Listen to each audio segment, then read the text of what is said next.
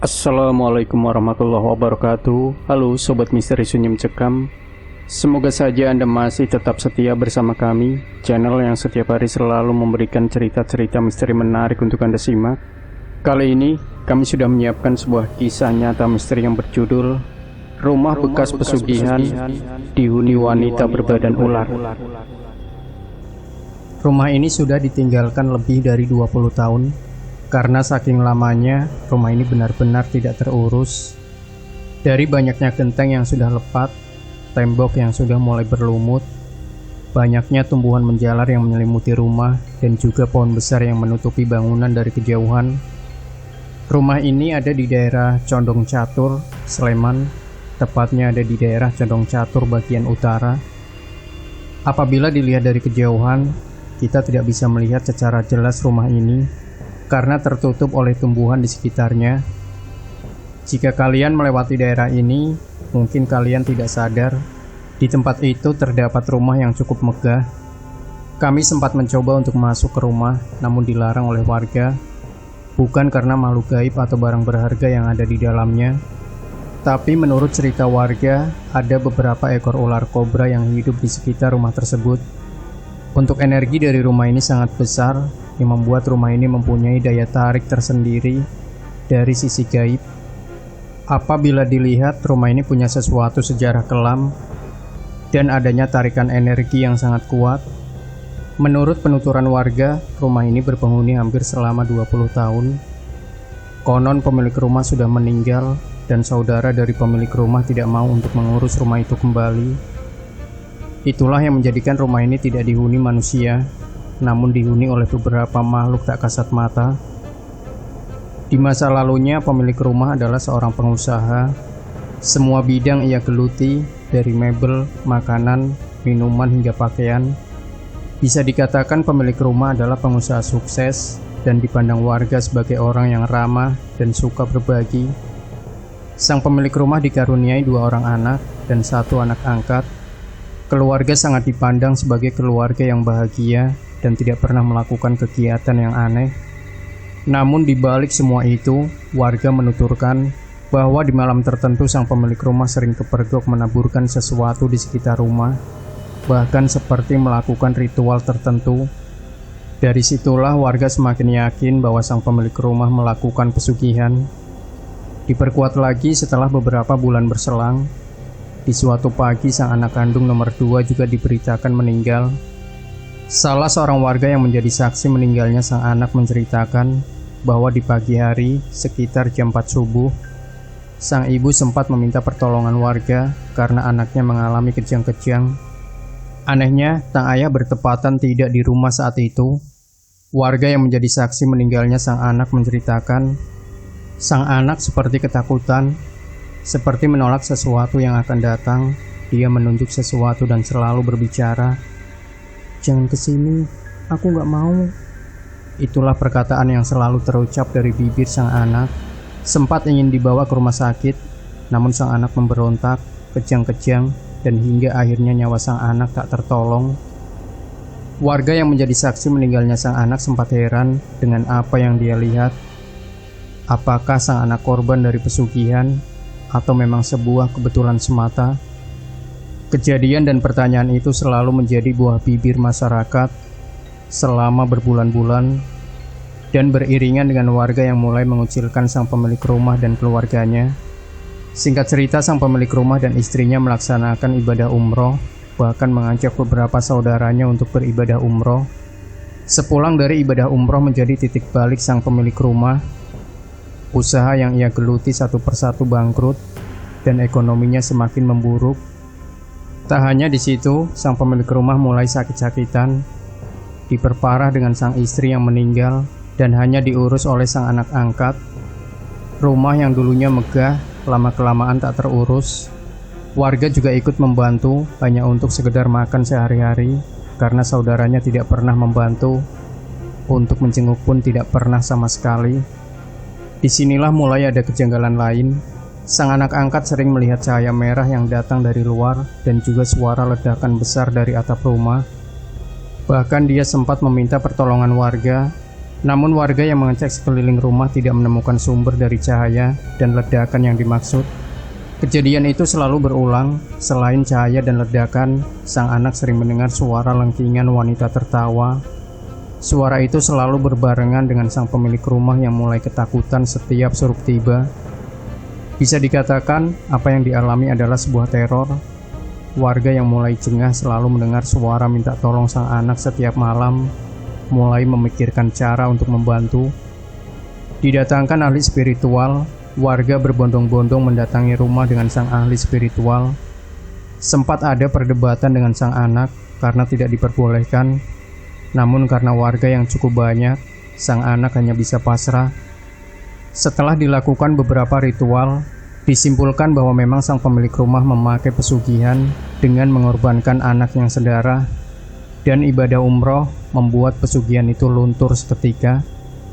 Karena makhluk gaib yang bersekutu tidak senang dengan ibadah yang dilakukannya, makanya terjadi hal-hal janggal yang selama ini dialami, seperti mengutuk apa yang dia perbuat. Sang ahli spiritual kemudian mengatakan ada sebuah bungkusan benda yang ditanam di sekitar rumah, dan ketika bungkusan itu diambil dan dimusnahkan, maka konsekuensinya adalah nyawa sang pemilik rumah. Anak angkat yang syok dengan perkataan itu sempat tidak percaya.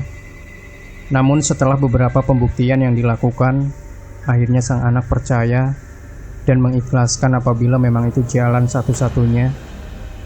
Dia juga merasa kasihan dengan sang ayah karena kondisinya semakin parah. Apalagi kondisinya yang kurus kering hanya tinggal tulang. Singkatnya, setelah bungkusan itu diambil dan dimusnahkan, beberapa hari berselang, sang pemilik rumah meninggal dunia. Sang anak pun ikhlas atas kepergian yang diiringi dengan cap pesugihan. Beberapa bulan berjalan, rumah yang megah mulai usang dan tidak terurus sama sekali. Sang anak yang hanya bekerja serabutan membuat kondisi semakin memprihatinkan. Ditambah lagi warga semakin mengucilkan sang anak dan tidak peduli dengan keadaannya. Suatu hari tetangga rumah curiga karena beberapa minggu tidak melihat sang anak keluar masuk rumah. Sempat mengecek dari luar dan memanggil, tetapi tidak ada jawaban dari dalam rumah. Akhirnya memanggil beberapa warga, ternyata tercium bau tidak sedap ketika memasuki teras rumah. Warga kemudian mendobrak rumah dan ternyata sang anak ditemukan gantung diri di ruang tamu.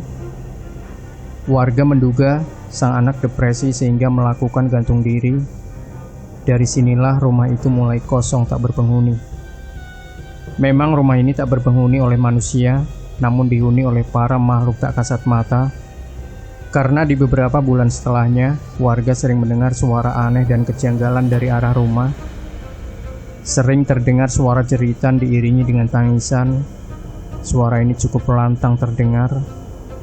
Bahkan beberapa warga ataupun orang luar yang melewati rumah itu ketika Syuruk sering mendengarnya. Sering terdengar suara gemblodak dan keramaian dari dalam rumah. Namun ketika berniat atau ingin mendatangi suara itu tidak terdengar lagi. Selain suara, sering terlihat cahaya yang berkedip di salah satu lantai. Cahaya itu berwarna merah seperti api yang membara. Gangguan-gangguan yang ada mulai membuat warga ketakutan. Jarang ada warga yang berani untuk melewati rumah itu. Bahkan tetangga rumah yang berdekatan sampai ingin berpindah rumah karena seringnya interaksi gangguan yang dialaminya. Saudara sang pemilik rumah yang mendengar berita ini berniat untuk menyelesaikan gangguan yang ada. Didatangkan ahli spiritual, namun tidak ada hasil yang signifikan. Warga juga sempat memanggil ahli spiritual yang menangani sang pemilik rumah saat itu, namun hanya bisa meredam beberapa minggu saja dan tidak benar-benar hilang. Saudara sang pemilik sempat ingin menjual rumah itu, namun selalu gagal. Ketika calon pembeli mendengar cerita dari warga tentang gangguan-gangguan yang ada. Beberapa tahun berselang, seiring gangguan yang masih terjadi, seorang yang berasal dari luar Jawa menyewa rumah itu beberapa tahun untuk keperluan usaha. Namun tidak genap 1 tahun, sang penyewa rumah tidak tahan karena sering diganggu dan diperlihatkan makhluk tak kasat mata. Penyewa rumah bercerita kepada warga bahwa sering diperlihatkan sosok wanita berbadan ular. Bahkan pekerja yang sering menginap pernah bermimpi yang di dalam mimpi itu intinya meminta tumbal manusia. Dan begitu seterusnya.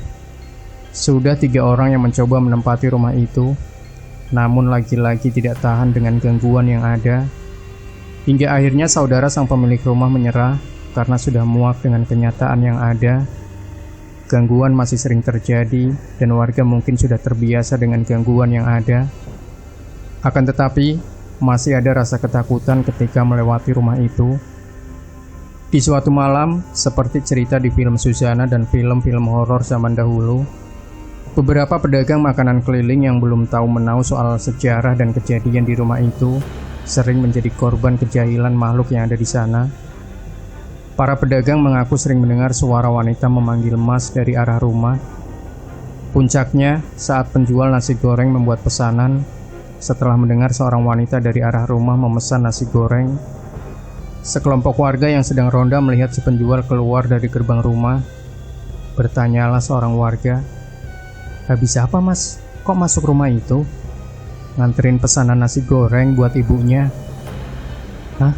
Ini rumah sudah kosong lama loh mas." "Ngawur kamu ini." "Kosong gimana pak? Ibunya di dalam kok."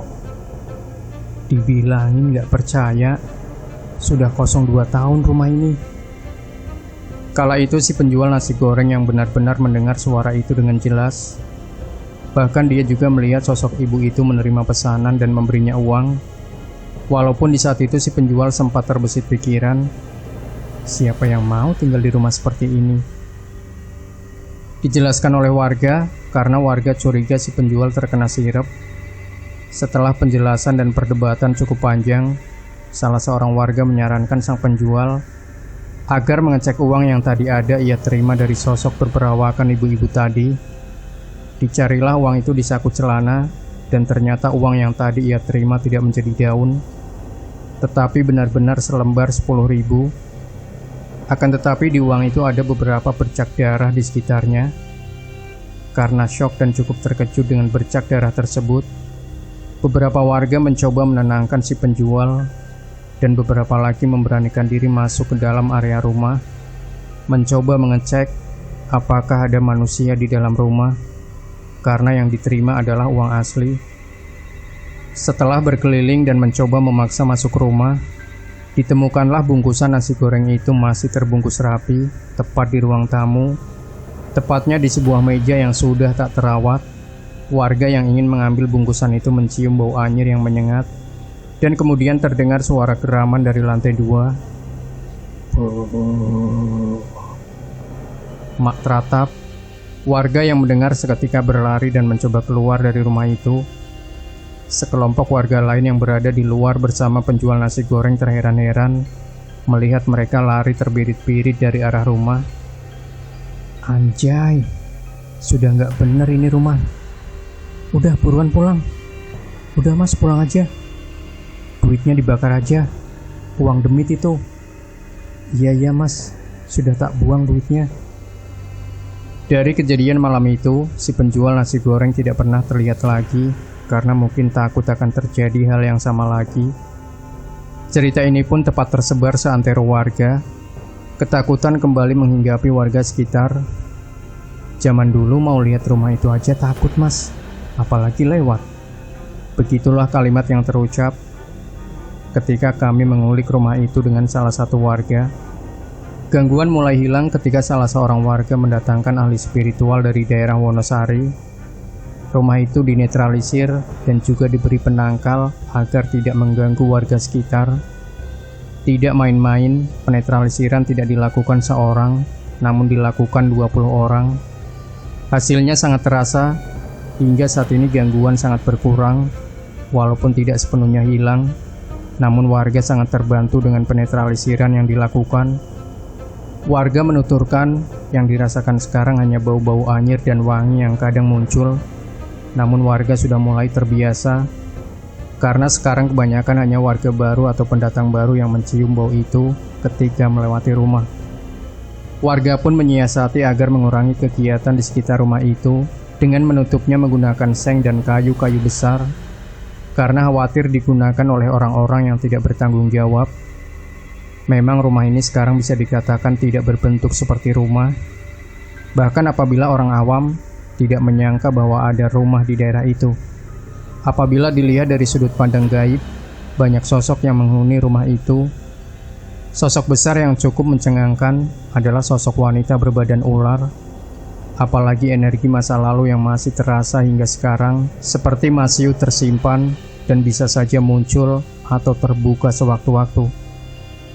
Ketika kami bertanya bagaimana masa depan rumah ini, penuturan warga sendiri beberapa bulan sebelum pandemi, sempat ada beberapa orang yang mengecek rumah itu dan sepertinya ingin dibangun sesuatu. Tetapi sampai saat ini, belum ada perkembangan yang signifikan. Aku saja kadang lupa kalau ada rumah di situ, Mas. Kok mau dijual? Begitulah respon ketika kami bertanya tentang masa depan rumah ini kepada warga. Segala sesuatu pasti akan ada hikmah dan pembelajaran yang bisa kita ambil. Selalu bersyukur dengan apa yang ada dan selalu berusaha ketika kita masih mampu melakukannya. Demikian Sobat Misteri Sunyi Mencekam. Tinggalkan komentar Anda, like, share video ini, subscribe channel Sunyi Mencekam, dan kembali nantikan cerita-cerita misteri terbaru dari kami. Wassalamualaikum warahmatullahi wabarakatuh.